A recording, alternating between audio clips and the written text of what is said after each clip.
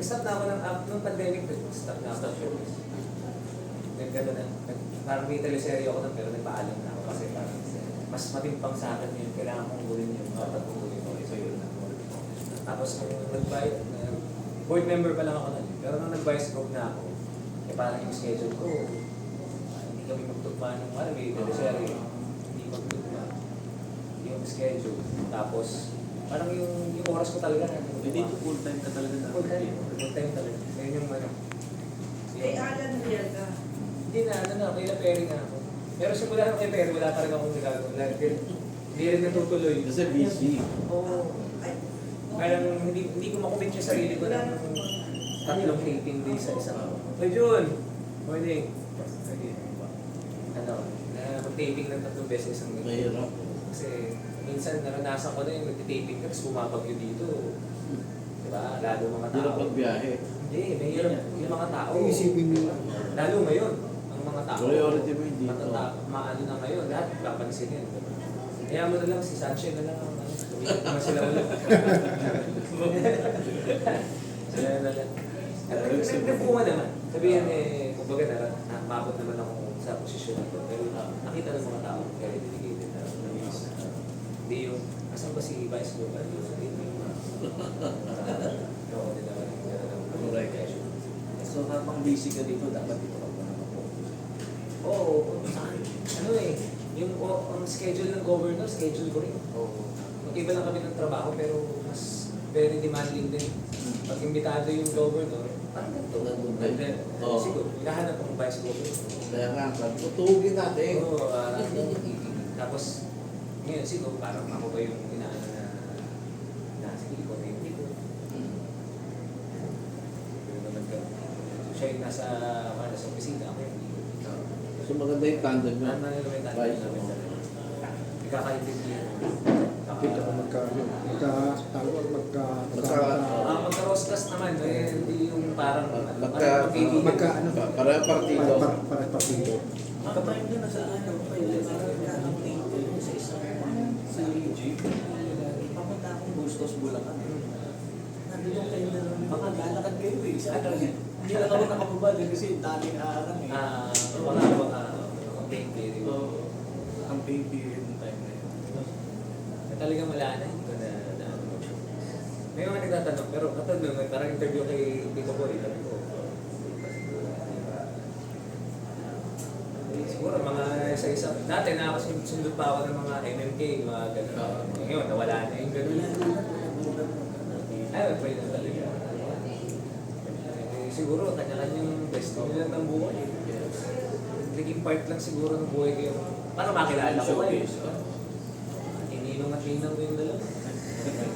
Sila sa amin, nung kami ni Sanchez, nag-roadshow kami ng 3 buwan. Talaga. Nag-scandal ako ni Sanchez ng spaghetti. Ayun. Kaya awa ng Diyos, 3 na anak namin. Pero sa inyo, yung napapanood ko yung vlog. Hindi, yun ang nag-ano sa akin. Sabihin Neutralize. Ang balance. Dati kasi siyempre, taon na ako sa politics, 23 years. So nung mga una-una, nasa politika ako, parang sobrang stiff. Hindi yung politiko yung dating bata ka so yun na nakasama, puro matatandang politiko. Ganun lang. Tapos nung nahito ako sa politics, ano kami, roadshow kami. Yung ugali rin naman siya, alog lang na cowboy lang. Sa akin, totoo yung pag mali-mali. Ayun ang nagsasabi na, kumbaga may taong nagsasabi na lahat kami nasa posisyon. Sabihin nung nasa paligid namin, magaling kami. Correct. Pero may taong magsasabi sa'yo ng totoo na kung ano yung totoo. Para sabihin sa'yo, may kulang ka sa ganito. Hindi ka ma-open, hindi ka, sabi sa'yo na parang mali yung sinabi mo dito sa ganyan. Okay, parang yung mayabang ka na. Kaya parang... So merong importante yung... Si Sanchez yun. Kasi kapag Commander. saka asawa ko, saka mami ko. Dapat may mga taong... Dalawang critic mo na Pagmamalasakit. Pagka pagka maganda, correct. Pangit. Yung sabi sa'yo, hindi lahat puro magaling ko. Kasi doon nagiging lalaki mo. Correct. Sabi sabi sa'yo maging simple ka lang, maging mga buhay pamilya, iba. Macho na rin. Nakaka-proud din na narating mo na ito sa Hindi ko rin akalain eh. Pero hindi mo naman pangarap o pangarap? Hindi talaga. Parang ano lang eh. Parang hindi siya yung parang yung ibang politiko na gusto ko maging governor ako, maging kapitan ako, maging mayor. Hindi. Kasi alam ko yung capacity ko, hindi naman kasi ako galing sa political family. Diba? Parang kumbaga sa showbiz wala kang kapit eh, wala kang connection para marating mo yung ano na yun. Pero binigay ng Diyos. Hindi yan, may mission. Pero buti na napapasok ka rito. Sino nag-ano sa'yo? Para ma-encourage ka maging ganito. Hindi kasi bata pa lang ako nagsimula na ako sa politics. 16 pa lang eh, nag-SK ako. SK. Boto. Hindi yung pare eh, tumakbo kong kaagad ng mataas. SK chairman ng barangay, naging konsehal ng bayan, naging board member. Pagpupunihan mo lang yung trabaho. Step by step. Step by step, hindi yung parang, ano ka na. Ando ka agad sa bukal ka agad. Kasi mas pinakamababa talaga. Kaya Pag-aralan mo. experience ko lahat. Tapos mundo ka ng konti dahil mag-artista ka. Nagkaroon ka pa ng ano na gusto mo pang maging parang Daniel Padilla yung gano'n. Sa 20s ka pa eh. Diba? At least nasubukan mo yung mga bagay na yun. Tapos nakasama mo yung ibang part naman, hindi yung puro politiko na showbiz naman. Parang kayo, kilala. Tama. Wow, pelikula. Saka yung passion mo rin sa arts. Kung hindi ako nag-register, hindi ko nakapagkilala yung asawa ko. Kasi tamang timing yun. Kasi di lang nung panahon ng 2015 na yun, wala ako sa politics dahil natalo akong vice mayor. Yun yung time na... So, sabi ko nga yun, faith ng Diyos, meron siyang plano sa atin. Kung nanalo akong vice mayor, hindi niyo ako makakasama. May trabaho ako. At kung nanalo akong vice mayor, hindi ako magiging vice governor. Hindi ako makaangat ng probinsya. Kasi konsel ako noon, tapos tumakbo akong vice mayor.